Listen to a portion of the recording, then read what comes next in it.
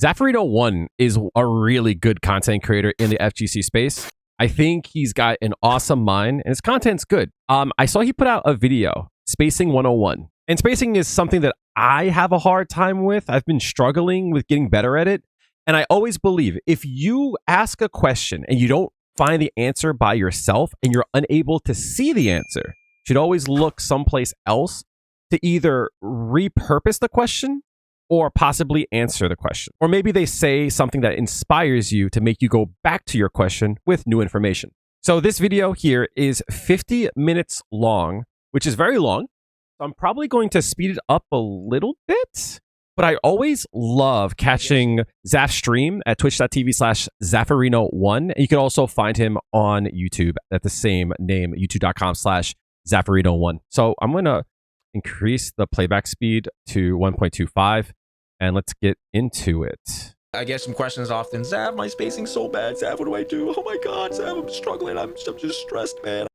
What a good intro. Not only is this video interesting because it made me watch it, and I usually don't click on a lot of other Street Fighter content creators, but this video interested me. So that's a plus, but also the intro's engaging. This is a banger so far. I get some questions often. Zav, my spacing's so bad. Zav, what do I do? Oh my God, Zav, I'm struggling. I'm just stressed, man. I just keep walking into buttons. I keep walking into DRCs. I'm in the corner, man. I'm just getting stunned and blah, blah, blah. I'm just losing so much drive, man. I just don't know what to do. Why your spacing sucks. It's abysmal. It's trash. I need you to fix that. I feel like that he should have started the video with that. But still, intro was good. Lock in or stay locked out. Listen, guys, if your spacing is absolutely putrid, you know, look like a clown. Whipping, running into stuff. Any fighting game doesn't really matter. Look, I'm a content creator at heart. Fuck all this shit. Who's his editor? Does he do his own stuff? Does he do his own editing? This is a good intro. Fuck me. We need to put ourselves in positions where we are going to be effective. Who is to say that I'm standing at the right place? Or shut up, Rashid. Don't you dare talk to me like stupid. We need to figure out where we can position ourselves so that our chances of winning are at its highest. How do we determine that? Watch the video. He doesn't do what a lot of people do. They put this part first.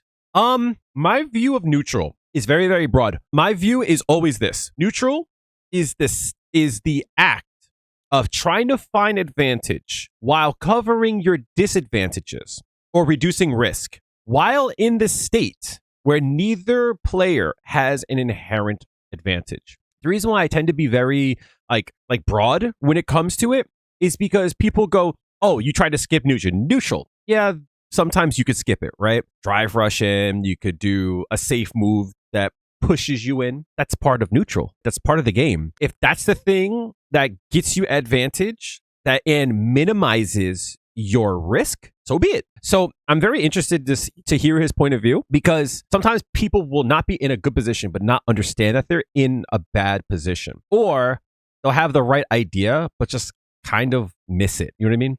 Ladies and gentlemen, the continuation of my Emmy award-winning Why Your Blank Sucks series. If you haven't checked out the Why Your Anti-Air Suck video, please do so. You know, I like to break it down into two things, guys. What do I like? Where's my playlist? Is the playlist in the description? Tell me it's in there. You should have a playlist of all these Why Your blah, blah, blah, and then refer to it. Sorry. Breaking this down into mindset and what?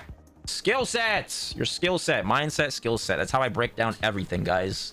We need to make sure our mindset is on point because without it does not matter how precise your execution is in executing these things. If you have the wrong attitude, the wrong mindset about things, you get flustered, you can end up sabotaging yourself. How do I know this? Because what do I always say? I like to talk from experience. Our first element, you're hesitating. You feel like you need to be right all the time. Every single decision that you make needs to be correct. No. All you truly need to succeed at anything competitive is a really strong start and a really strong finish. That's super true for Street Fighter 6. A lot of the interactions in this game, they talk about it because of like throw loops and stuff, not knockdown on a person off of a mistake that they made, throw loop them, and then kill them on like 50%, maybe even 60. It's like you hit them hard at first, you hit a few small hits, you know, blah, blah, blah, A lot of throw loops, right? You prepare yourself for the final finale. If you have level 2 and they have 70%, you might not want to drop your level 2. Why not take another 20%, put them in kill range, and then drop a level 3? A strong start and a strong finish. Everything that happens in the middle is the X factors, the chaos, the darkness, the unknowns. We can't account for it. Why? Because you're not the only one. Also, I know I'm pausing a lot, and I know I said I was going to keep it faster, but that's the Falk theme. We have to hear that. That's a part of this dance. Understood? We have to honor the vastness of infinite possibilities that can happen between the beginning and the end. You can't control everything. Yeah. If you try to do that, you're going to exhaust yourself. Yep. And exhausting yourself leads to decision fatigue. Yep. Poor quality of execution. Yada, yada, yada. That hesitation is no bueno. It bleeds into every other aspect of your play. If you hesitate on knowing where to stand, where to fight, that can bleed into your whiff punishes. That can bleed into... I just realized he's got captions for this whole thing. He put a lot of work into this. ...to your anti-airs. It can bleed into the optimization of the hits that you get. Maybe overcomplication occurs. Either he put a lot of work into it, or he paid a person to put a lot of work into them. Next, you don't have clear goals. I strongly emphasize that whenever it is that you're trying to play something at a high level, you could be a chess player, basketball player, you can play Street Fighter, it doesn't really matter. You have to have clear goals within competition because it reduces the chances of you being distracted and chasing the wrong objective. And that's what can happen a lot in fighting games. True. Here's some examples. Show me. Somebody's style just pisses you off, and then you feel like you have to make a point. You have to prove a point to beat this person in a particular way. You're distracted. This is exactly my point. Pablo, we talked about the Chun-Li player. That's exactly my point. The Chun-Li player had a clear goal. They were playing boring, which you found frustrating. That's the point. Yep. That was their clear goal. Like that's why I feel that the Chun-Li that I played might have been boring, might have been too slow for your liking. But there's a reason why he dominated me, and I felt that I was like completely outplayed because he had a goal. His goal was simple, and he played it to perfection. Clear goals will help guide you on a path of excellence, and it will help you realize that not all battles matter equally. Some battles are way more important than other ones. And when you can identify this, you're able to sustain progress, because a lot of the progress that gets halted is due to self-sabotage. It's by our own doing that happens when you get derailed off the path to success and excellence. Having clear goals, very important. Helps you also when you don't have clear goals, right? It's things will feel different. It's very hard to recreate things. So whenever I do a VOD review, you notice there's a reason why I always ask, tell me about what you thought before the game and after the game. I'll always say things like, what are your thoughts? What's your goal going into it? I don't believe you have to have the right goal. You don't have to have the perfect game plan. You don't even have to follow the game plan of another person. You could talk to Punk, and Punk could be like, whenever I go up against him, this is what I do, right? You know what I mean? Like, that's my plan. And you do it, and it doesn't work. But then you do your shit, and it works. Yeah, because it's your goal. It's your plan. You see the game differently. And he might be right. You know what I mean? You might be right. Who knows? But the whole point is, whatever you decide to do, make a plan for it, go into it, and you use that to test. You know what I mean? So it's like you go into it, your goal was to make this whiff. You had a hard time trying to make whiff. Now you can go back and go, should I be trying to make that whiff? Is that the right play there? Or does it come down to I just did it wrong? You know? But having a control to test against, I think that works well. And that's your plan. Every match will feel so different. But when you have clear goals, it's a lot easier for you to recreate scenarios because you understand what the destination looks like. The path will be different, obviously, based off matchup, player styles, player temperament, things like that. But the destination, your win condition, temperament is so important.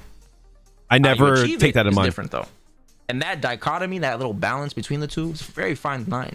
You have to be structured but not rigid, flexible and fluid, but not wandering. Make sense? Next. Sorry. My mind was wondering. Go back to that. Between the two, it's a very fine line. You have to be structured but not rigid, flexible and fluid, but not wandering. Make sense? Yep. Next, you're distracted. You're losing sight of the thing that matters the most. Which battle is it that's going to help us win the war? Is it the battle of the meter management or the battle of me hitting this person's jab? There's something that people do that I always laugh about because it works from time to time, but sometimes it doesn't, and it's hilarious to me. I'm not saying it's a bad thing, right? Sometimes a person will throw out a sweep, and then they'll throw out a sweep after they whiff it because they know that you're going to whiff your sweep. So there are times when I'm like, yo, that sweep was wild. They're going to sweep again. I'll just like get in range and then just low forward it. You know what I mean? Sometimes you'll see some shit and you're like, this is a distraction. I'm not going to fall for it. My favorite is like when a person is like trying to like do a lot in neutral, right? They're trying to backdash. They throw out a few strikes to make you whiff. And then you're like, you're going to drive rush. Let's just get through it. This is all smoke and mirrors. This is all bullshit. You're telling me lies. Just get with the drive rush. Boom. There we go. All right. Thank you for coming. I know he does delay jab. Do I really have to punish the delay jab? No.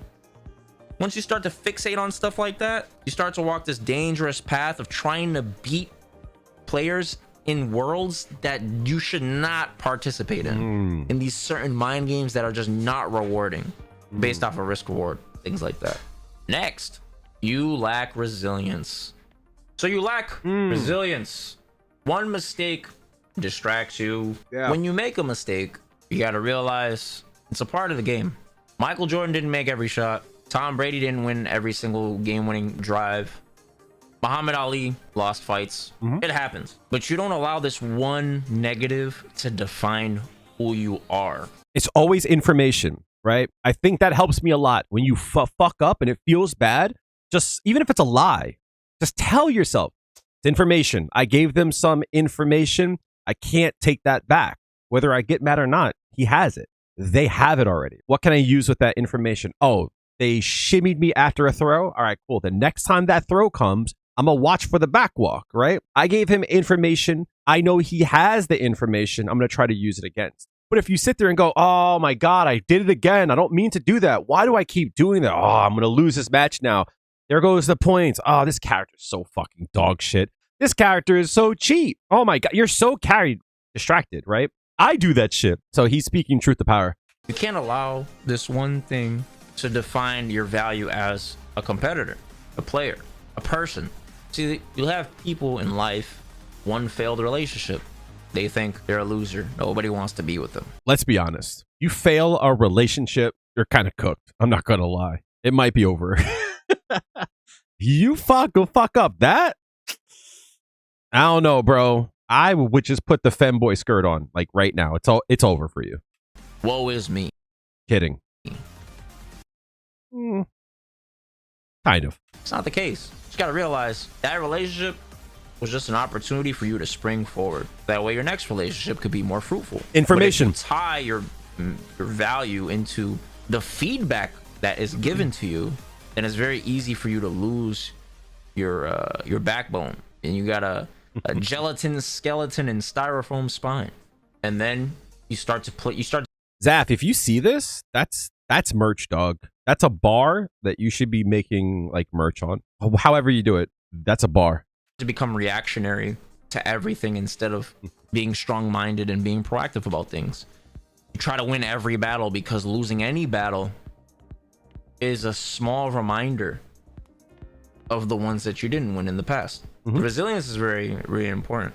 So when you're playing and you know you're at a range where you do dominate, you do throw a fireball, you are controlling, the person jumps one fireball, it's okay, it's not the end of the world. Yeah. A part of these dances that you partake in is understanding that I want the person to jump.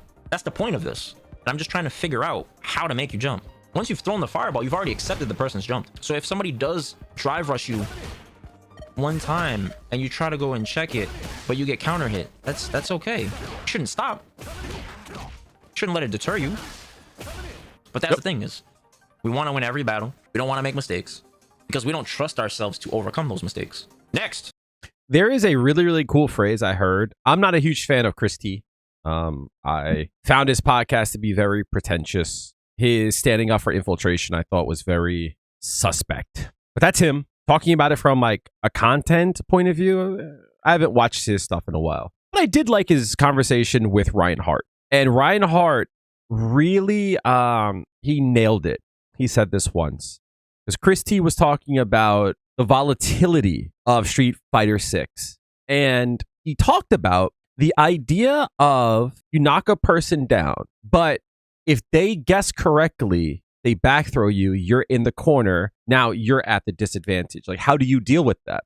And Reinhardt is essentially said, like, I mean, that's part of the game. It's going to happen.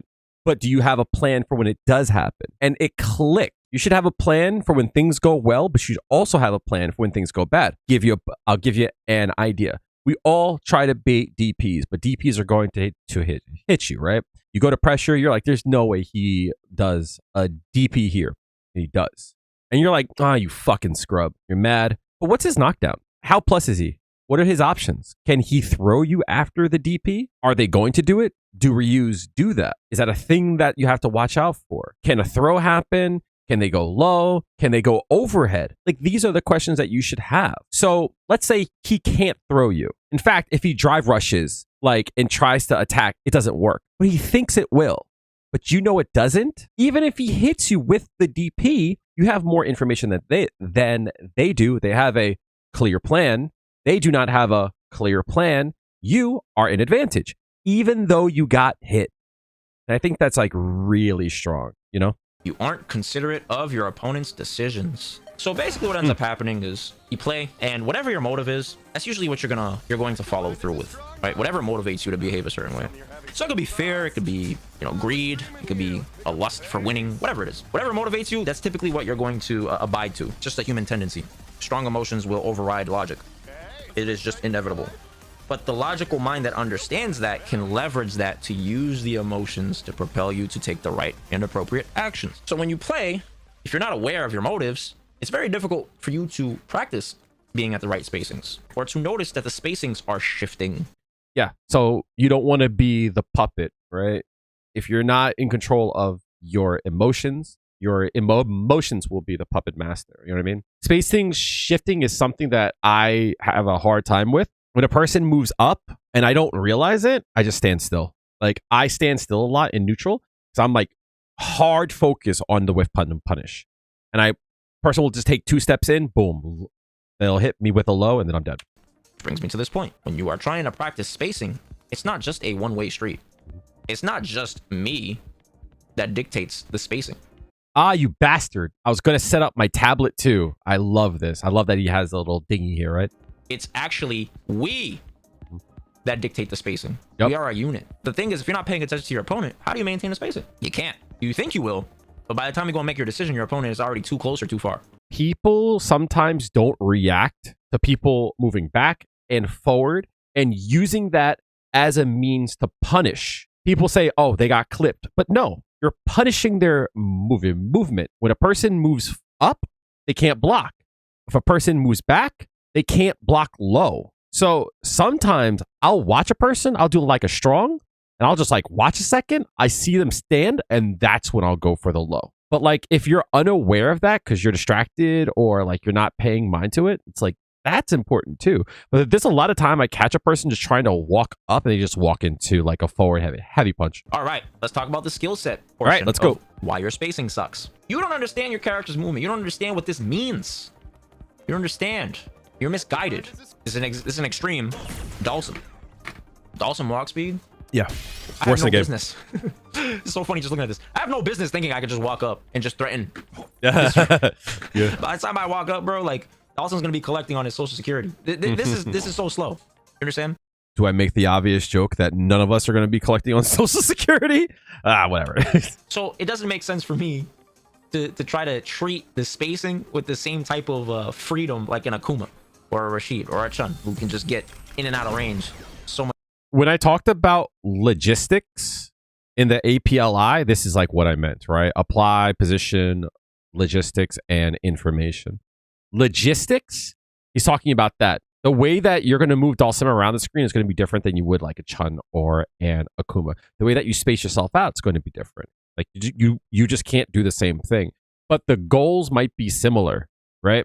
The goals might be similar, but how you get there, the logistics of it, that will change. Much easier. So if you don't understand your character's movement, both forward and backwards, you might end up making tactical blunders or inaccuracies in your decision making. Next, You don't understand the ranges of your tool set. Why do I stress this? Because so many of you, I will see you flailing, whiffing buttons, doing just absolutely keeping yourselves vulnerable out of desperation.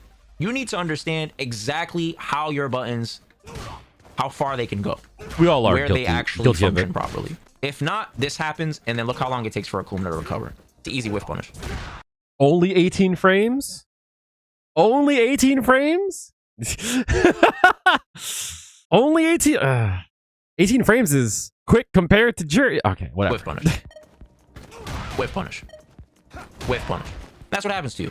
So it's very important for you to know when you're in range for something too, which in theory should work. Of course, you got to combine this with the things we talked about earlier, like your opponent's movement, your movement. But we'll get to that in a bit. You don't understand the pushback of your tools. This is a super underrated. Yeah. Yup. I like the amount of people, if I were to, they'd be like, why did this whiff? Like, did you not notice how far this button pushes people back? Prime example. So if I'm going to try to whiff punish or set up a whiff punish, I shouldn't be doing something like this that barely has any pushback. You got to figure out what tools you have that create a lot of pushback, and you'll be surprised at what the answer is. You would think it would be something like a heavy, like universally, right? Like, oh, maybe this has a lot of pushback. It's a heavy button. Has a lot of blocks to. No. Sometimes the heavies are supposed to have very little pushback, so that way they can. So as jury players, we usually will do this. Oh, up to you won't, right? Do this. We'll do this, right? But like, not for nothing. Like, you could get drive impacted there, right? But here you can't. And that's like one reason why that I've been like trying to figure that out for an example, right? This string here. This is something I've like really tried like hard to figure out. It's based on the pushback.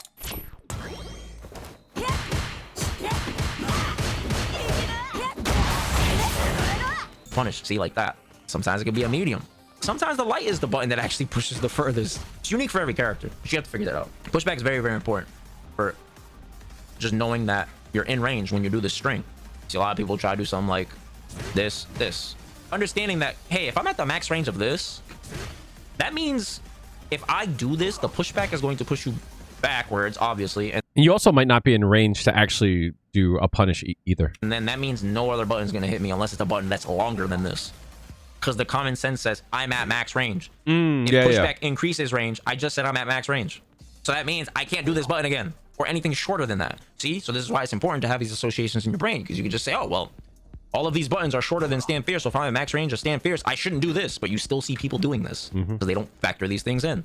It's because like they call it a wish punish. W-I-S-H. I heard that from Cayman. They do that because they time it as if they press a button, your next attack will be the punish to that button. They're not actually doing a whiff punish. They're not confirming it. They're just wishing that they hit a button. Waste of energy. You don't know where your character excels or wins or where they struggle. You'll have situations where players are just not playing to their win condition. They don't know where their character excels. It's not as obvious as this one, of course, but I like to use this as an example. Zangief should not be here. This, if I'm going, meaning, it doesn't mean you can't ever be here. What I'm saying is you don't want to fight a whole game here. It's a very extreme example again. You don't want to be here. Why? Because all of Zangief's rewarding tools don't work here. This doesn't work here. This doesn't hit. This doesn't hit. Can't sweep. Can't threaten. Drive rush into anything meaningful. Don't get cross off range. So then I'd have to just simply go to a range where those things are a threat, which would be here. So Zangief wants to be here. You see? So now when you're aware of this, you say, I want to be here. And then you ask, where does this character lose? Prime example. Where does Zangief lose? Zangief loses right here. It's the inverse of what we just said. It's where do the things work? Okay, so where do they not work? They don't really work here. It's not rewarding. Again, extreme example. But it gets... That's why when I play against, like, say, like, Guile, right? Guile versus Jury is fucking annoying. But sometimes Guile players will just do the hard work for you. They'll throw boom, they'll drive rush in, they'll get perfect parry. Guess what? I am now in a position to pressure you, and this is not where you win. You win at like half screen range, a little bit outside of like jump range. You know what I mean? Your goal is to keep me out. Guile's booms seems hard to deal with for jury, right? Why would you go in? Like, yeah, you should go in from time to time, but like when you do it, you're taking a risk and you're putting yourself in a position where we're in a range where I want you to be. A little more vague when you have characters with similar tool sets that are dancing around these ranges. So if you go pinpoint that, that's when you can start to leverage, you know, the little idiosyncrasies of your character, little uniqueness about whatever their tools function as. I don't know if you'll talk about it, but it just came to mind, right? Against Ryu, I like to stand outside of like low forward range, forward heavy punch range, but I'll start dancing around outside of like donkey range. It's because my brain goes, oh, that move is annoying to deal with. You know what? Let me stand outside the range to hope it whiffs. But here's the problem. When I'm outside of that range, that's like fireball like range. Like, you know what I mean? Like, that's where I start getting annoyed with like fireballs and like Hashigeki like baits and shit. Give and take. If I'm gonna stand there, I have to know that like I'm giving up something as well. Of course, Dawson doesn't really want to be here. Dawson wants to be like here. The anti-air. You can still threaten poke. The fireball trap. You can still threaten this. Float. Follow up behind the arch. A lot more versatile from here. He would like to start a lot of his situations from this positioning. Yep. Starting here is not ideal. His buttons are too slow. And they're not really confirmable into anything. He has to hard commit. He doesn't have rewarding knockdowns. He doesn't really want to be there. He doesn't want to be in a range where the other character is going to have more rewarding contact. So imagine your damage per interaction. Dawson doesn't really want to be here because he doesn't do a lot of damage. He wins in chunks. That's how this character wins. So he ideally wants to be here. And through your overextension, he's punishing you, taking advantage, getting knocked down. And then he goes for the, you know, the like throw strike mixes into into shimmies, whatever. And then that's how he's compounding the damage. But he's not going to do that here. This is not ideal for him. The last point is you don't understand where your opponent's character excels or struggles. So it's the same thing. When you're playing, you know, to be aware of your own character is great. But you need to also be aware of your opponent's character because you don't want to play into their strengths or the strengths of the moment. Yep. So for example, if I have really low drive gauge and I'm playing against Ken, I don't really want to be in a range where Ken, this abomination, gets to mess with this, where he can just absolutely bulldoze my drive. So see, this spacing is okay for Luke, but it's not okay now. Yeah. You understand? That's a good point. It's a constantly shifting battlefield because of the real health bar. What's the real health bar? It's your drive gauge. These are the real health bars of the game, guys. Because depending on what is happening with this and where you are on the screen, if the opponent has you in a particular situation, they could legit just delete 50% of your life like that. Or even more. Some characters like 60%. Just gone. Since spacing is constantly this dance between the two of us, we have to be aware of where the opposing character is winning, where they want to be at, how they're trying to get there, things of that nature. Very, very important. This is why it's important to watch your opponent, understand your opponent. Because you understand the way they're moving, you know how they want to get into that range. Do they like to dash? Do they like to walk and block? Do they just walk up straight? Do they like to jump into the range? Do they drive rush? They drive rush into a feint? How does this person create this range where they are really effective? That's what we're trying to pinpoint. That's a good way to put it. I always struggle with talking about the logistics part of the game, like how I talk about it, and like I always have a hard time with talking about it. That's like a really good way to put it. I actually want to go back and hear that again. Your life like that, or even more. Some characters like 60%, just gone. Since spacing is constantly this dance between the two of us, we have to be aware of where the opposing character is winning, where they want to be at, how they're trying to get there, things of that nature. Very, very important. This is why it's important to watch your opponent, understand your opponent, because you understand the way they're moving, you know how they want to get into that range. Do they like to dash? Do they like to walk and block? Do they just walk up straight? Do they like to jump into the range? Do they drive rush? They drive rush into a feint? How does this person create this range where they are really effective? That's what we're trying to pinpoint. I always ask the question, where did I lose? And where did they lose, right? Where did I take damage? And when did they take damage? How did they get me to take damage? Like, what was the point in which I was opened up, right? I took the damage, but like, how did we get here? What was the plot of this story? Understanding that, especially like in between rounds, when you go like, damn, I got bulldozed. How the fuck did that happen? And you play it back in your head. You're like, okay, I whiffed a button. They knocked me down. They threw me. They started to throw loot me, but then I got hit with a shimmy. Okay, cool. That's how I died. So when it comes to that, it's like, oh, okay, they're trying to look for whiff punishes. All right, cool. Can I get them to press a button first, or are they just going to like hard watch? If they're going to hard watch, I should probably try to engage, but make contact, not try to like throw out stuff. And also know that they're going to close out a round off of a shimmy. So I need to watch out for that. That means the vertical and also the back one. So like having that idea and like knowing like what their plan was and how they got there, as he puts it, I think is like a really good way to put it. You don't know the player in particular that you're playing. You understand the philosophy of the character since you've played them enough. I know Ken, if I am at this amount of drive gauge, Ken is gonna have a field day with this and just chip away at that drive and then force me to start making decisions I don't want to make in order to avoid burnout or to avoid being burnt out towards the corner. So now we know why your spacing sucks. I think this is pretty clear. All right, why your spacing is good. I am enjoying what he's saying.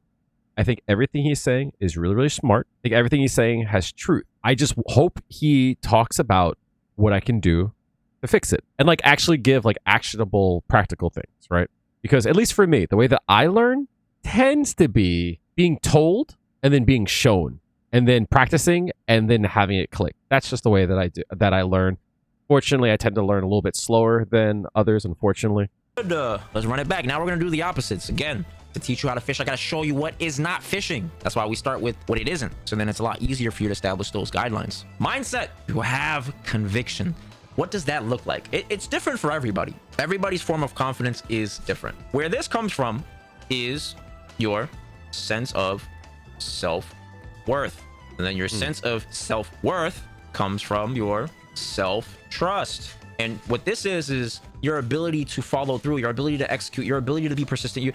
You have proven to yourself that you are capable of doing these things that you know you can do. How do you figure this out? I always call it confidence, but self-trust is such a fucking fire way to put it. I would just say confidence. I think calling it self-trust is really, really dope because there's definitely two parts to you whenever you play these games. I talked about it earlier, but like there's the two parts. One is the player and the other is like you being your own angel. And I say that because when you're feeling like shit, no one can help you. You have to help yourself. It's like you have to be your own big bro. If you, big bro, see that yourself is going to go into a match, big bro don't take the controller. Big bro has trust.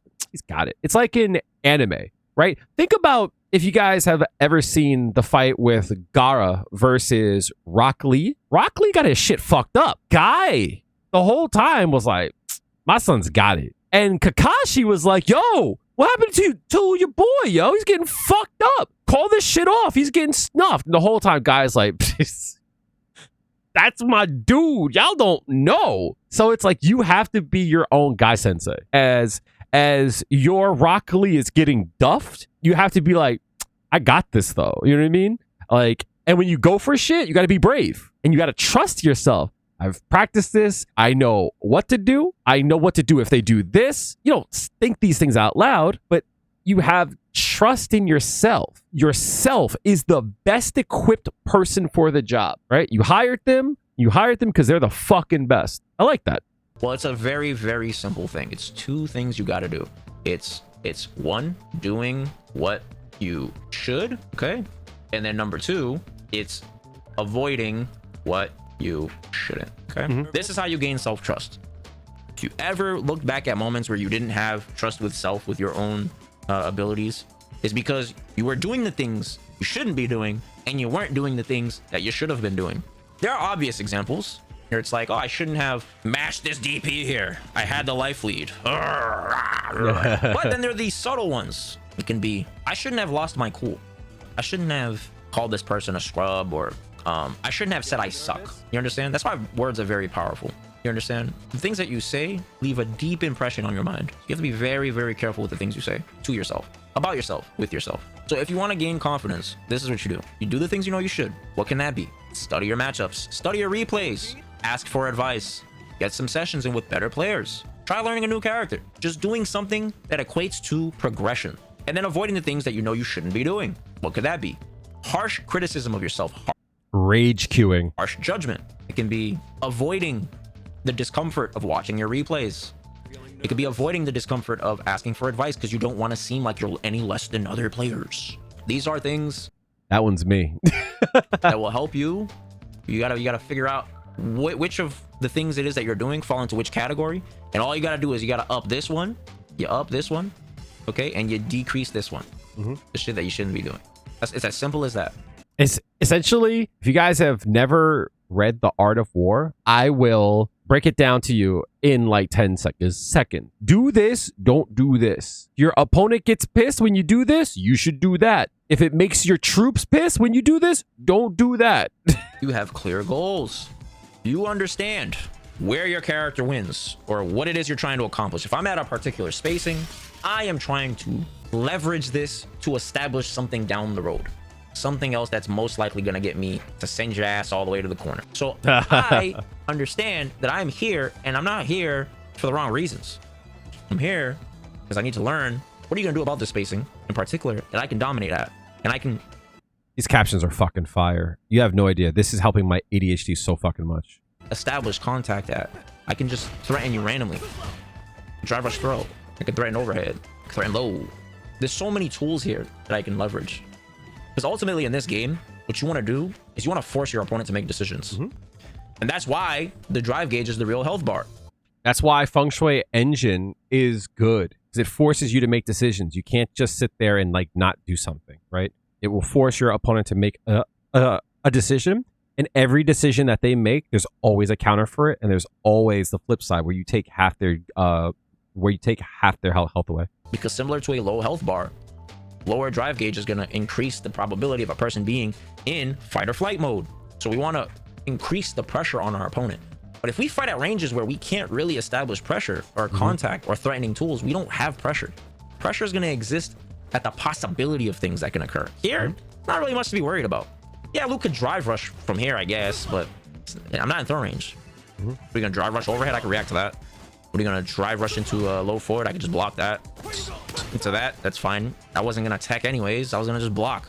When you're at the right ranges, the amount of things your opponent has to consider significantly increase. And that contributes to the mental stack. So the more things that we can do at a particular range, the higher this is going to be. Which then means the quality of this player is going to go down in terms of their checks, their anti-airs, their whiff punishes, and then also their spacing can suffer because maybe they're thinking too much and they're not paying attention. And you know, when you have a goal, you know the things that do not help you in accomplishing it. So prime example, I'm playing Luke and Ken's... When I VOD reviewed Millie earlier, this is like what I meant. Juries always go, I need stores, I need stores.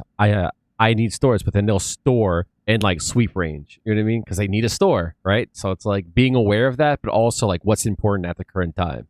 Just going crazy with buttons. Now, as long as I'm not like too focused on this, this is okay to whiff punish this from time to time, but you don't want to be overly fixated on this. Because you know why? This is a battle you're trying to win, and in the process of you focusing like hard body on the ground, you know what happens is you're allowing your opponent the chance to just suddenly do anything they want. They could just suddenly do this. They could jump. They could throw a fireball, right? They could just throw a fireball at you. They can just walk up and poke you. Walk up, maybe hit you low. Maybe they could walk up, depending on the character. If they have access to it, they could walk up and then hit you with an overhead. All because you're fixated on one thing. So you have to be very careful. If you are, you got to think of your like focus as a meter. You want to make sure it's in the appropriate spacing, the appropriate situations. Like you're investing it like money the right way. You don't want to be hyper fixated on something when your opponent is giving you plenty of other chances to punish other things. AJ, good to see you. Winning this, this isn't the only way to get to the corner. How many other ways is he giving you the corner opportunity? Is he using his bad fireball? Ken's fireball is not that great. Why not take advantage of that? If he's jumping, I don't need to worry about this whiffing. Remember what the goal is. So everything that you're trying to accomplish should be with that in mind. Does that make sense? Certain things just don't matter in the grand scheme of things. Because maybe this person does whiff this, but does he do it all the time? If not, I don't really need to focus on it. What if I know that he's more focused on jumping? We're establishing a fireball. Then I can just take that away, knowing that this character doesn't really excel on jumping. We're establishing a fireball. Then I can just take that away, knowing that this character doesn't really excel at this particular thing, or knowing that my strength of anti-airing is going to play into the way I usually dominate. All right, so I just ignore this. This doesn't matter to me. This is why a lot of people will suffer in terms of consistency in this game. They try to win all of these battles, bro. Look at all of these colors. You're gonna try to win all of this? That doesn't make sense. Yeah, right. Like, let them whiff the low forward, right? If that's not what your win condition is, then like, who cares? Also, it's like for me, I focus really hard on shit like that because that's how I get started. I am very, very bad at walking in range, hitting a poke, confirming that hit, or just hitting a poke, right? I usually don't take risks when it comes to jumping unless I think that there's something I want to counter. I drive rush, but I usually drive rush in very sloppy, like reactionary ways, right? I got tired of doing some shit. All right, I'm tired of having to block stuff. It's time for you to block stuff, right? And I just walk into a crouch strong, right? You're spreading yourself too thin. But if you are at the right spacings, though, you can mitigate these things. We'll talk about that later. You are focused. Falls in line with what we just talked about, where earlier we were mentioning not having goals and being distracted kind of can go hand in hand. Understanding and defining, telling myself, hey, going into a match, going into a set, going into a situation, understanding these are the things I am aiming for. I'm not just freestyling this, because if I freestyle, then again, all of this is going to happen. And then I don't even know what I'm focusing on. I don't even know what matters. But having a small little goal and just enough structure, not overly complicated, but just enough so that you know what to do with the information that you're given. You know what information to even look for. That will help you eliminate the distractions, cut out a lot of the fat that can happen in your play. So like, as I think about this, there's so many times where like I will play a person and I'll whiff stuff and like I'll like start to lose to them and the ego hits. And I'm like, oh, damn, like this guy sucks. Like I'll whiff shit and he doesn't do anything, right? I should be more aware when that kind of stuff happens. Like when I make a mistake and they don't take advantage and I get upset because I feel like if I'm going to lose to somebody, I need to lose to someone who's like much better. And if a person's much better than me, they would have whiff punished. What happens with that, as you said, I'm distracted for one, but most importantly, I'm not being honest with myself because they might not even be trying to look for that, right? They might be trying to look for something that's going to give them better damage, better positioning, better resources, right? They might be trying to get information and maybe they're not going to whiff punish it 9 times, but the 10th one, that's the game winner. I like the way he breaks that down. Being focused is important too, because sometimes your opponent's going to throw things at you to just kind of try to get you to focus on these things that don't matter. But if you have enough self-awareness, you know that one thing that that's like why when a person starts to throw out like lights and stuff, they're trying to make me flinch. When I see a person wants me to do something, sometimes I just don't give it to them. Like on principle. They'll start to throw out like lights and then I see a fierce come out and I'm like, oh, that's your game, huh? All right, I'm not going to hit a button. I'm just going to chill. I'm just going to go back here and store and I'll chuck a fireball at you. Like, I don't really give a shit about this. Whatever, who cares? It doesn't matter to me. So if a person's throwing 50,000 fireballs, who gives a shit? If they know what they're doing with the fireball, then sure. But most people don't know what they're doing with a fireball. And if you can identify that, then it doesn't scare you as much. So you're like, I don't give a shit about this. I want to snipe the behavior that I know is the real risk you want to take. And that's what I'm going to punish. And that could be, who knows what that could be. But sometimes it'll get revealed through time because people don't have the discipline to keep doing the same thing for a long time. They get bored. And then they're like that, you know, that white kid meme with the veins popping out, always trying not to cough. That's what happens with them. So you could use that against them. You just being more focused, aka more patient than the opposing player, that could be enough for them to crack. Next, you maintain resilience. So you don't allow these things, whatever occurs, you know, getting hit by a button at a particular space, it doesn't dissuade you. You might have lost at this spacing, but it's not the end of the world because you know, this video, my retention is starting to waver. I'm starting to get anxious. I'm starting to get distracted. The video is called Why Your Spacing Sucks and Fix Your Footsies.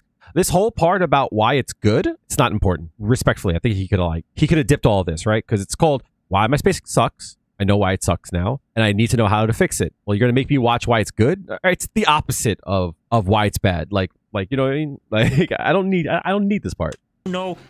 Respectfully, I've seen great players lose in situations they usually dominate, but they still win the match. They don't abandon their strength just because you lost at that situation one time.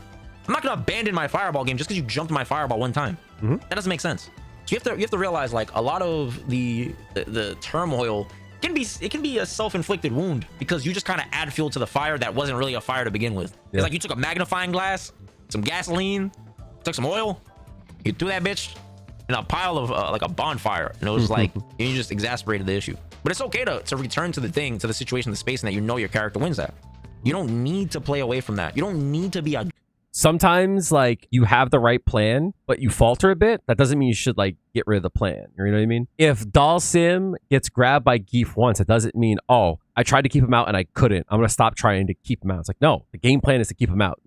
Drive rush heavy monster, you know, or to play, you don't have to play, for example, Dalsim full screen. You can play just outside of crouching medium punch range, and that gives you a lot of influence. And just because you get hit out of a poke doesn't mean you stop playing there. That doesn't make sense. Maybe you can create some variance in where you're fighting just to throw off your opponent, but you just do not want to abandon the thing that you know is going to give you the highest probability of winning. You're not going to win every time, but the idea is to play in a way that you can consistently get into that, like, you know, you have a higher chance of winning. That's the thing you want to aim for. Look at a Punk. Punk is a perfect example of this.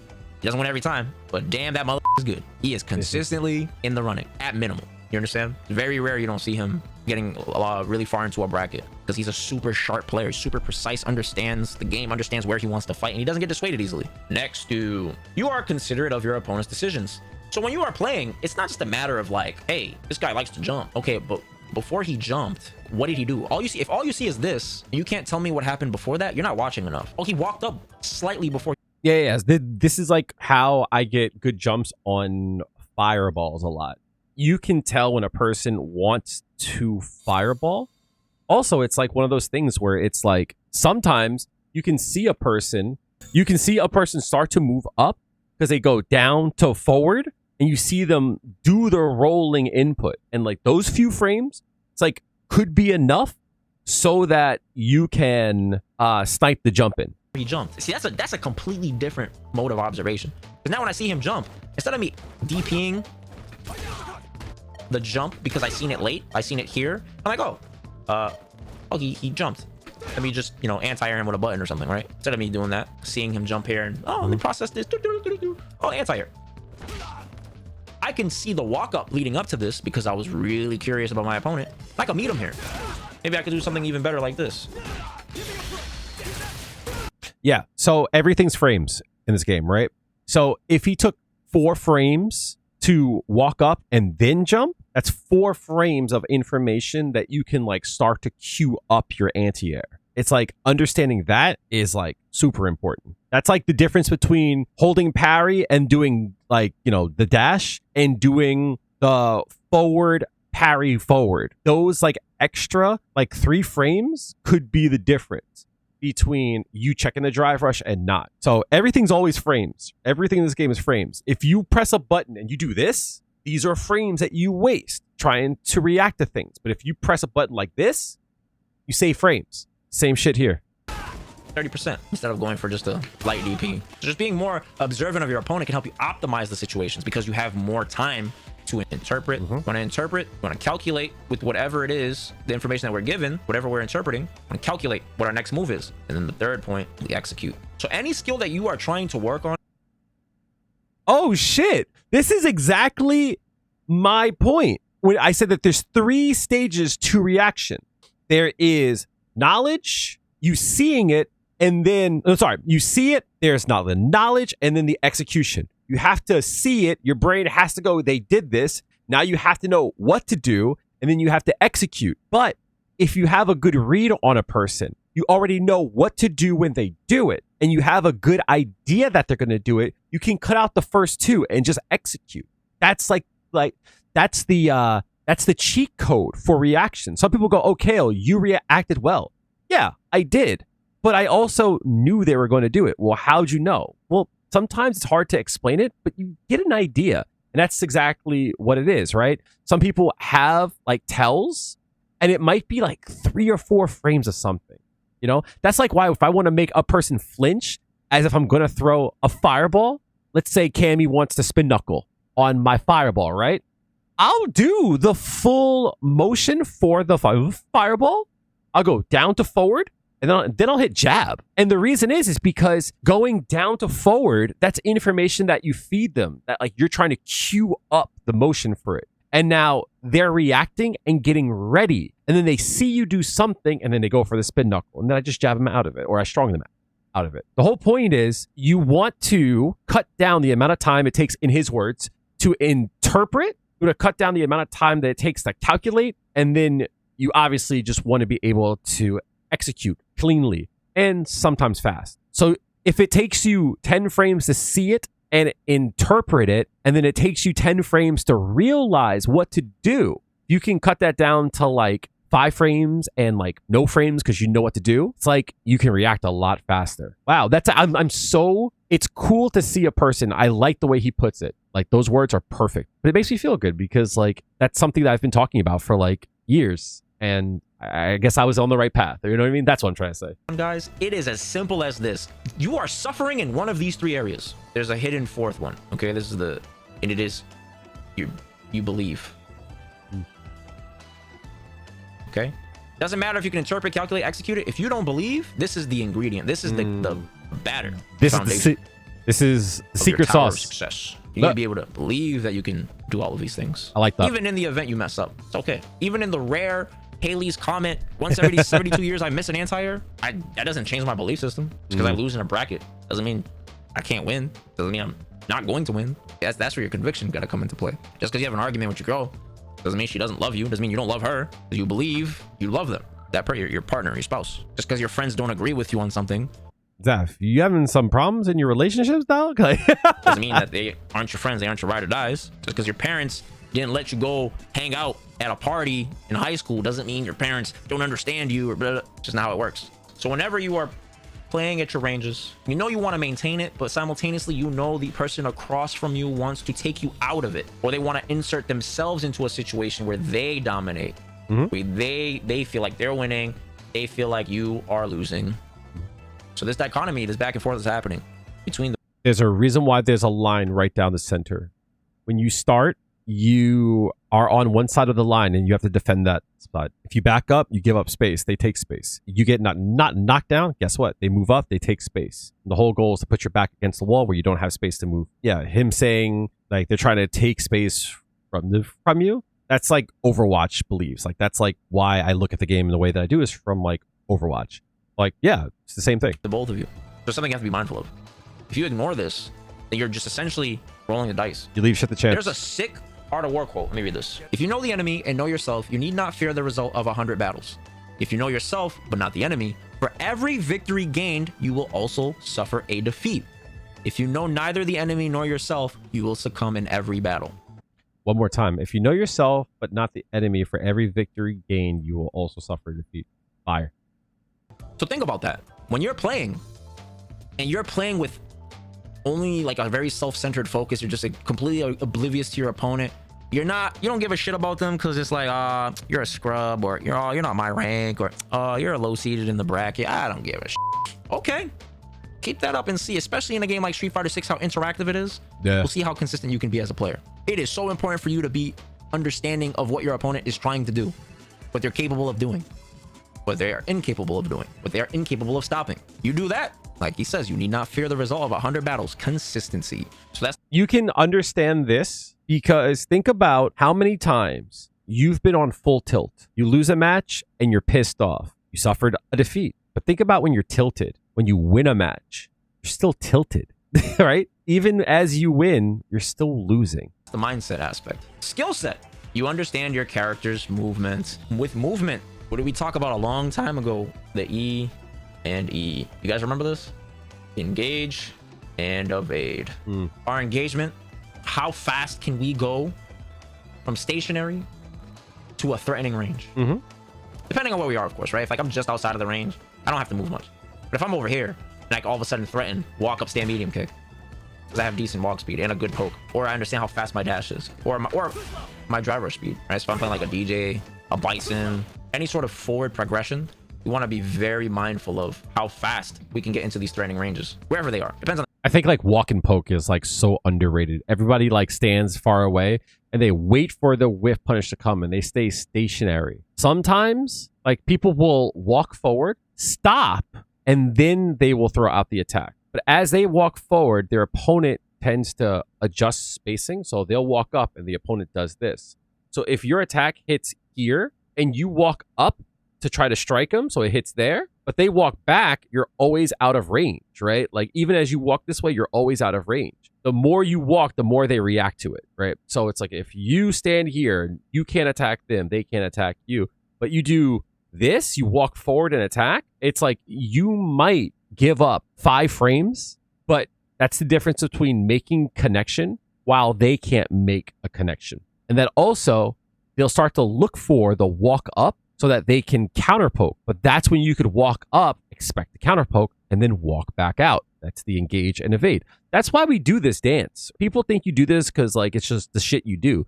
That Chun-Li that I played did not want to press a button at all. So I'm trying to get them to press a button. I'm trying to walk into a range where I'm like, I'm gonna press a button. And I would try to walk out. Now, I would stand too long in the low forward range, but like I was trying to walk in and out so much that they just wouldn't take the bait. So I should have engaged. right? If I walk into range and I can attack them and they can't make me evade, why wouldn't I just go for an attack? But no, I walked in, was like, are you gonna hit me? I walk out and they're like, no. And now I'm sitting here with smoke coming out of my ears, right? Some characters, it might be here. Some characters, it might be maybe like here because of the special they got, maybe a little bit further for certain characters. It's different for everybody. You understand the ranges of your tool set. You guys see this theme that's going on. I understand how far I have to be for me to get this poke to land. One of my favorite ways to do this, if you guys have not been doing this, in Street Fighter 4, is you use these measurements on the training mode as a way of measuring your pokes. So between these yellow lines are exactly 10 lines, and then 6, 7, 8, 9, and then this would be 10. So the way I like to measure this is like this. This would equal 1.0. I like to use decimals. This is another equals 1.0. Okay, you can put squares. So if I want to measure the spacing of a tool, how far can I use this tool? I would do this. I put the opponent here. I always suggest that you learn against standing opponents. Why? Because you are slightly fatter if you crouch. Yep. So if you can hit somebody standing, you are also likely to hit them crouching. Unless there are, you know, character specific moves that don't hit crouching, like Akuma's the second hit of his stand roundhouse, for example, things like that. Ideally, you want to measure your poke against standing, right? So I see here, if I am 1.0 squares away from Ken, stand beating kick doesn't work. Now, if I walk up a little bit, it's going to kind of throw off the measurement. So I'm going to just delete this. So now I'm going to be at 0.9 distance. Does this hit? So what I do is I use the shortcut setting. If you guys don't know about this, to save status. So I just keep saving it every time I walk up so that if I do hit him, I could just snap back to where it works. Say, so now I know this range is where this works. So when I want to come up with little exercises and drills, I'll just do this. Yep. So like you notice, like that's what I was saying, right? It's like at 1.0 he doesn't hit, so he moves up to 0.9 and then it hits. So understanding the difference between that is the difference between a person pressing a button and them whiffing and you actually getting a chance to like engage. I just try to watch the front feet. So it's just to help you improve the accuracy of the poke. Man, these foot fetishes gotta stop, B. Okay. So then I know, all right, so at 0.8, this is where this poke hits. So let's measure this. So I say, okay, so this is 1, 2, 3, 4, 6, 7, 8. Then again, we'll use a different color for that middle. Okay. And then 9, and then this is a completely different square. 1.0. So now I know from where my front foot is, that hits. And if he crouches, this will also hit. But now if I go back to 0.9, you see how this hits? So when he's crouching, I hit here. Yep. But if he stands, I whiff. Okay, so this is why you want to measure for standing, so that way you could cover both. Versus if you were to aim at the crouching and they randomly stand up, then it would cause it to whiff. This is why you'll see a lot of high-level players in the corner. They'll just randomly stand up and walk backwards, even though they're not moving. They'll just literally do this, just to throw off that extra pixel. They will. Yeah, so this is actually like super annoying for jury. And this is like I talk about this a lot, right? So jury, if your opponent is crouching, you can hit all three. And that's why usually jury players like to go with a crouching light kick first, because it will force them to have to block low, right? Which makes them fatter, right? You see how this hits? Now, you might say, oh, Kail, but if they stand up and you make the dummy block low first, you still hit all three, right? Cool. Oops. But what happens, for an example, if instead I have them walk backwards, do that on count 2. Okay? So it's funny. You would think that they're in the corner, that this wouldn't whiff. But it whiffs, right? And it sucks. The same thing, right? Let's say I take this off, right? Right? That doesn't work. Versus if I were to crouch, that works. So that's like super duper important, especially for jury, right? Because, like, that doesn't work. This works. That will force him to block low again. Which, if they're forced to block low here, right? If they block this low, that works fine. But if instead they hold back on the third hit, oh, and that could be the difference between you getting attacked or not. JB players do this a lot. Super annoying with his stand fierce. I mean, risk getting hit with a low 4 just to cause whatever poke they think is coming to whiff. Okay, this is one of the ways that you can measure that. You understand the pushback of your tools, and guess what, guys? The same idea works. See how sick this is? So let's go into this range of where we know stand medium kick hits, and now look at the pushback. So now what we're gonna do is we're gonna measure from where his foot is. So this will be 1. So if I push him, I push Ken. How far does this push him? Ooh, 6. That's about 6. It was this line right here. I'll put my mouse there. Let's do it again. I have a hard time with this. Yeah, it was that line. Okay. It was right here. His front foot's right here. Being able to visualize this during a game, it's really hard for me. But like having an idea, of course, having the information is important, I guess. Learning in this way, it fucks with me. I can't do that. So it's that second line, and that is the 6th square. So now I could say, okay, so I know Luke's stand medium kick equals 0.8 squares range, or I could just put range, and then the push back equals 0.6 squares. Why do we want to know this? Because when I do spacing traps, I need to know how far do I have to push you for your crouching medium kick not to hit me. See how this works? It's a nice little game of math. It's 2 parts of the same coin.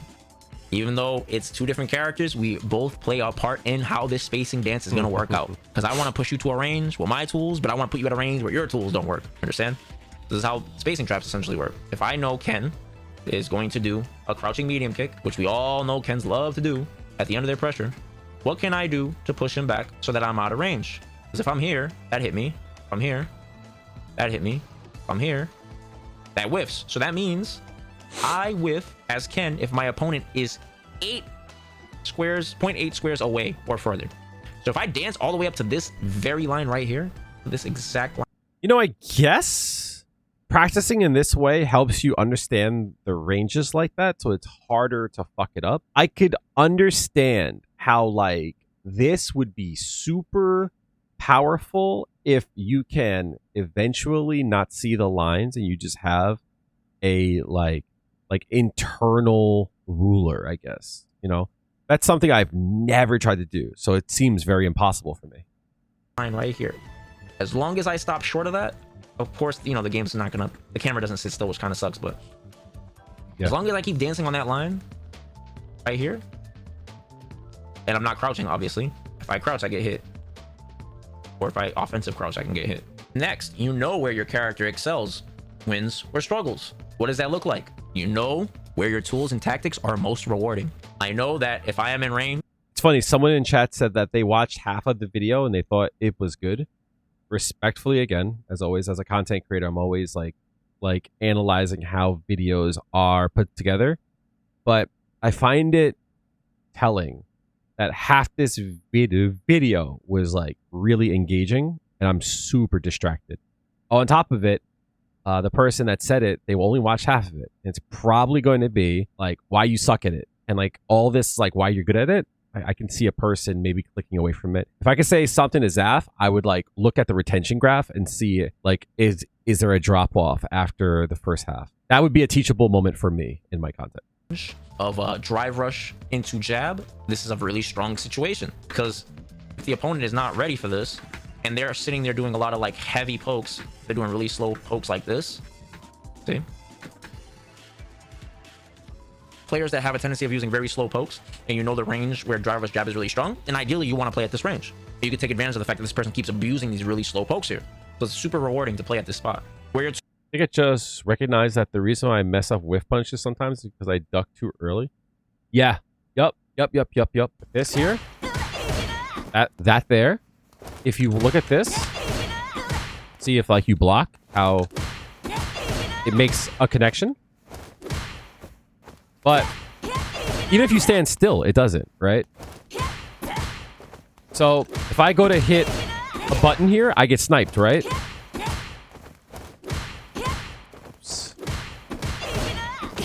See how I get sniped? But if I just delayed a bit, I snipe them. Because you're forcing it to whiff, and when you go to press a button, you make yourself more wide, right? So getting into a habit of like stuff like this, it's advanced, but super strong, right? But also it's like how you tend to execute what you want to do. Because I can just do that and then react to the hit and then drive rush, right? So something like, I don't have to do this, but into drive rush, right? I can do this, then drive rush, right? You can like kind of confirm it. So your goal is not to do this into drive rush off the whiff. What you're trying to do is just to hit them with this off the whiff. And this is easier to do fast and quickly than doing like this, right? This is like a lot slower, right? Or it requires you to do a lot of things fast and sloppy. Whereas you could just do that. That's easy. And then after you press it, you hit the drive rush after the connection. You know what I mean? But your goal is just to hit this. Yep. That's part of the reason why this trap is like loved. Because you don't have to wait for the delay. You could just smash it, right? You could just go for it. You could just go for the whiff punish. You don't gotta wait for it, you know? The same thing could be said for something like this, right? If you know the spacing of like this, see how that makes a connection? Actually, I'm doing exactly what Zaf said to do, right? Like trying to find that line. So like somewhere like, I would think like here, right? That's funny. As he says it, it makes sense. So it's not full screen. It's like right outside of full screen. So like somewhere here, right? Oh, even there. That front foot on that line.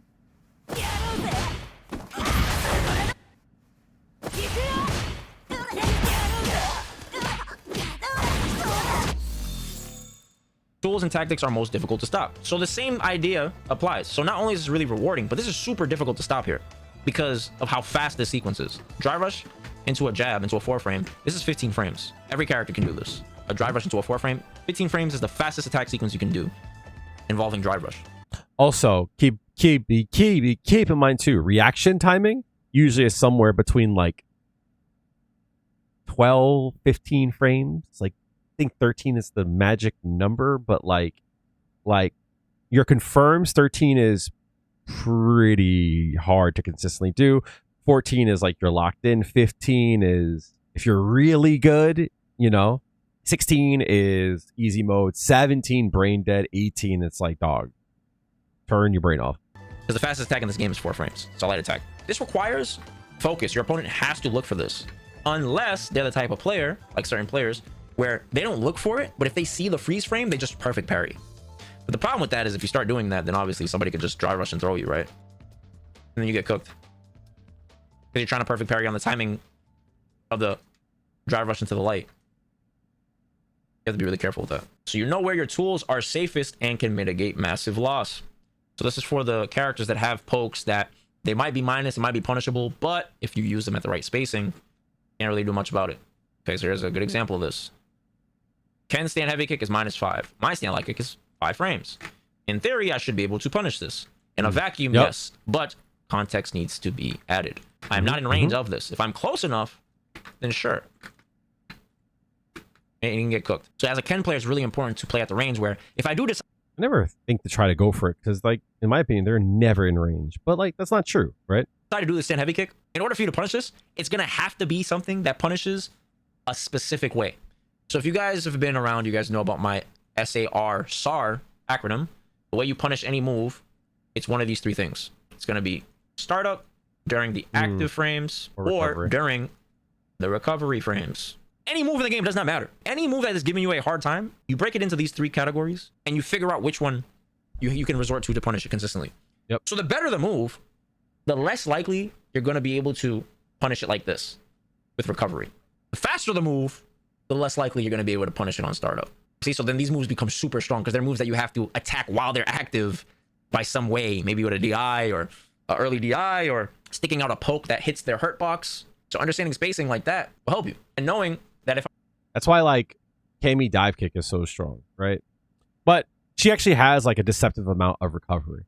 But like you'll be poking and stuff, and then all of a sudden there's active frames in your ass, and you're like, how did we get here? I'm at a particular range of punishing certain things, like let's say like I don't know, like a sweep. If I block a sweep here, this is a different beast because I get that. Versus if I block a sweep here, I can't punish that.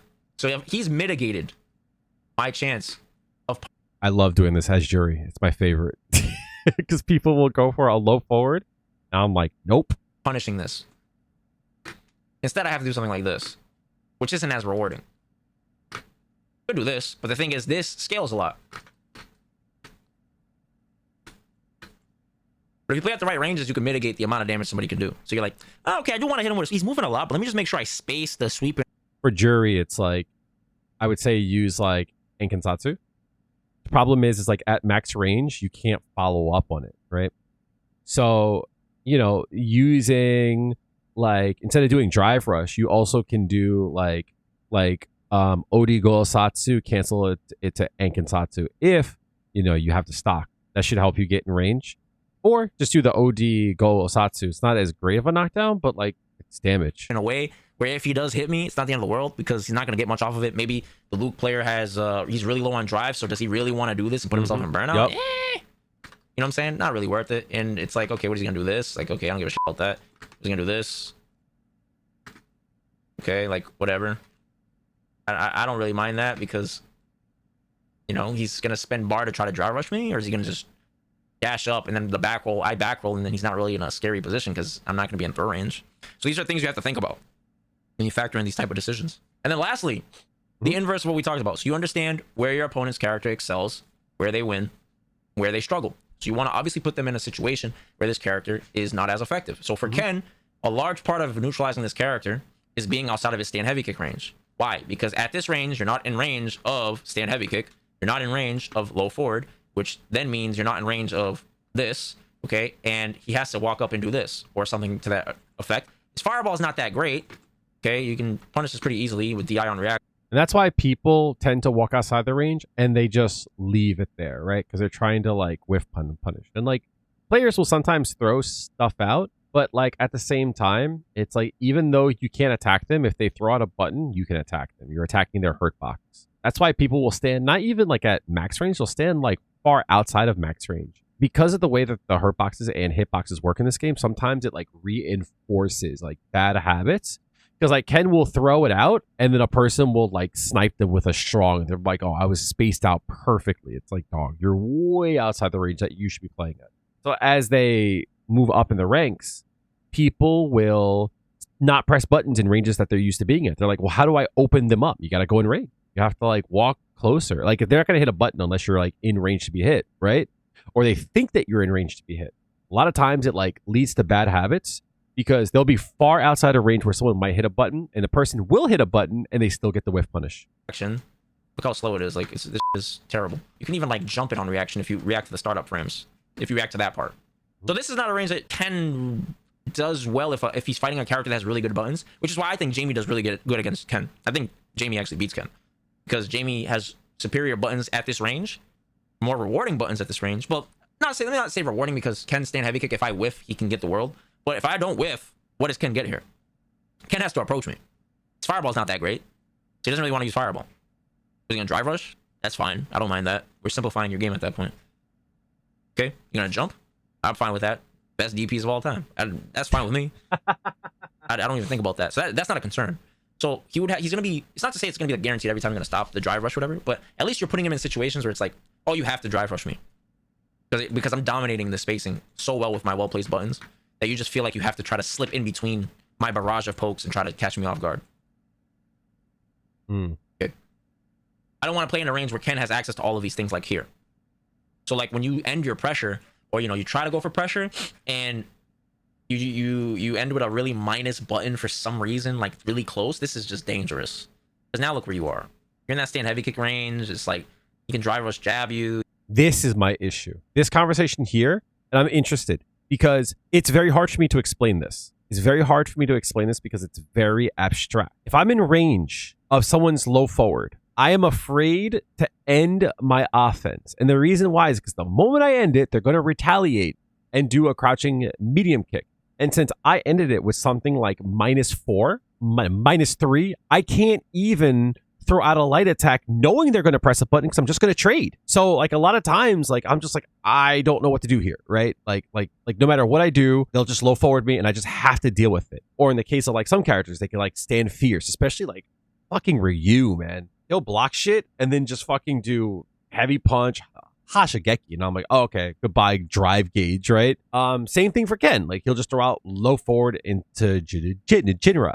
I don't know how to navigate that range where I'm just inside of like low forward range, but at the same time, it's my offense. It's my offense. How do I push myself out safely to a point where I can't be low forwarded? You know what I mean? That's what I have a hard time with. Like in your minus, so like the subsequent drive rush check is going to be slower because of that. It's just not ideal to put yourself in this type of situation where you have to deal with Jinrai, stand fierce, which we all know is absurd.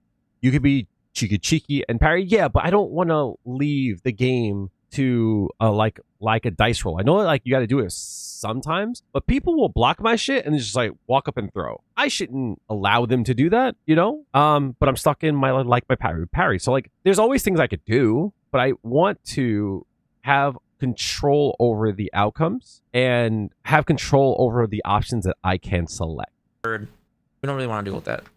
Those key elements, when you've combined them, you'll start to notice that you'll feel a lot calmer all over the screen, as opposed to where right now maybe you're just really comfortable at this spacing because you can get your throw strike mix. Yep. As opposed to being in these very tense spots where superior players typically win. But when you understand, how confident am I that they're going to low forward? Vary. And the reason why is because there is a timing that someone will throw out a crouching medium kick. It's not a reversal. It's not a retaliation. And I don't know how to explain this. It's like the reaction to nothing. Meaning I do jab, and I don't do anything. And let's say 15 frames go by. They go, oh, he didn't press anything. All right, guys, we're going in. And then they low forward. In that time, the 15 frames, I couldn't walk outside the range. I'm using arbitrary numbers. So it's like, I'm not confident that they're going to press it on frame like 1, frame 10, frame 12, 15, 18. I'm not confident at all that. All I know is that I can't walk out. The longer they take, the more I can walk out. But like, it's also this like feeling of just like someone going like, all right, I got to block. My turn. Let's go. Maybe I should block for like a frame or two to cover the retaliation and then just like fill the frames, you know. But sometimes like, you know, you could just still press and like they're so far away. It doesn't matter. That how you win at this range is understanding the distance between you and your opponent. And you understand the importance of using your opponent's decision-making, their movement, their focus against them in a way that'll help contribute to you accomplishing your win condition. Spacing is very important. Don't neglect it, guys. You master these principles I showed you today, it'll take you to the next level. You will break and shatter whatever plateau you're facing right now, regardless of what your rank is. And the beauty of this is that you can constantly strengthen your spacing. It is something that you can keep on working at over and over and over again, regardless of how good you are. So this is something that I think is paramount to your success as a fighting game player. It's not just Street Fighter, it's any fighting game. You got to figure out these ranges that you are effective at. You got to figure out the variables that affect the distance between you and your opponent. Is this video done? The effectiveness of your character based off the tool set that your opponent can impose. Whatever tool set that you can impose on them, and you know, vice versa. Being able to discern those elements will help you be able to sustain playing in a way that can aim for and accomplish your win condition through and through. So with that being said, appreciate you guys. I hope you guys enjoyed the lesson. Hopefully you took something away from it. Appreciate you, Zaf. Something I enjoy a lot about the game is the spacing philosophy. So there's a lot that goes into it, but hopefully those nuggets are enough to help you see some abstract concepts about fighting games that aren't really emphasized in many places. Appreciate you, Zaf. Everybody say thank you, Zaf. I learned a lot from that. It got the wheels turning. It gave me a few ideas. I will say I was a little disappointed. And the reason being is that I was hoping this would be why your spacing sucks and how to fix them. But this is more of a command, not an offer. What do I mean by that? What I mean by that is he told me why my spacing sucks. And he gave me some ideas on like what I should look for, but I really didn't get a lot of like how to fix it. I'm not trying to piggyback on his shit, right? But like, I guess like what comes to mind is I should look at all of the strings that I use and look at the pushback and where I am on those things. And then how that interacts with my opponent. The way that I tend to learn is very like brute force, get as much information as possible. The book that I have that I've kept since Street Fighter 4 is just, I'm going to do this one thing. Now I'm going to test it on the whole cast because I need to know when it works and when it doesn't work. Case in point is like this mix up here, right? Is like, if you do this right, you get pushed all the way out, right? Works on most of the cast, doesn't work on Blanca, right? Doesn't work on Blanca, doesn't work on Zangief, doesn't work on Dalsim. It's like, those are things to keep in mind. So I know this mix might not be the best if I know that they're going to like reversal butt, right? But on everyone else, absolutely, right? Absolutely.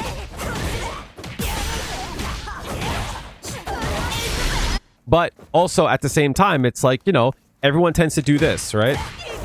But like, as we see, that whiffs. So like, why don't I just do this? Then the question is then, how does this interact with everyone else, right? Cool. Can I block low? Yeah.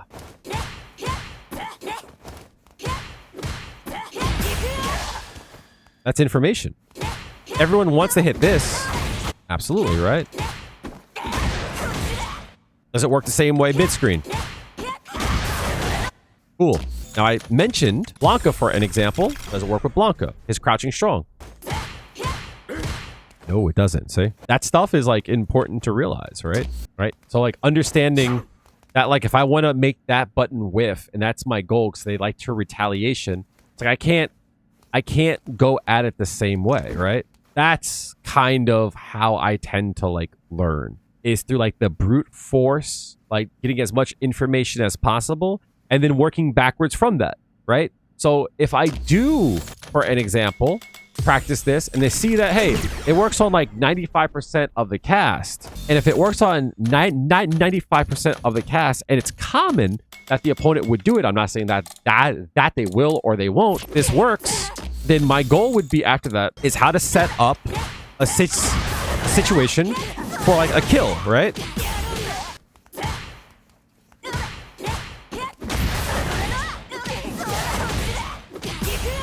That's not the route I want to go for.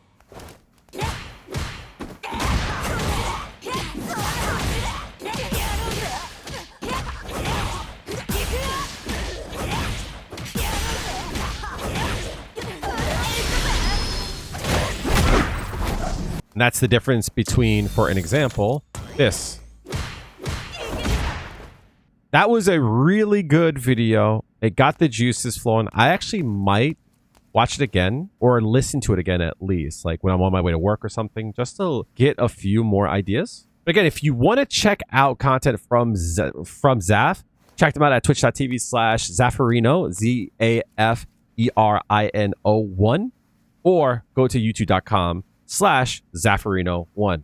I'm sure if you go anywhere and you type that in, you'll find some of their content. And thank you so much for sharing your knowledge with the community. It really means a lot, not just for me, but like when people talk about payouts for tournaments and such, and they talk about like, how can we get more people in the FGC? Well, when people are upset and they don't know how to get better, they quit. Content creators like Zaferino do a lot for maintaining people to play these games, but also, and most importantly, increase the enjoyment of the game. Because I joke a lot, you know, about stuff, but one thing I don't joke about, like, I don't know if I would be here if it wasn't for the community that I found on Long Island with playing Street Fighter 4 and then learning to make content and such. Like, that meant a lot to me. And I want to share the purpose that I found for myself and finding self-fulfillment through fighting games. So that's something that I want to share, and that's why I make the content that I do. And Zaf, I'm assuming, is aligned with how I look at things too. So again, thank you for the video, and everyone should go check out Zaferino.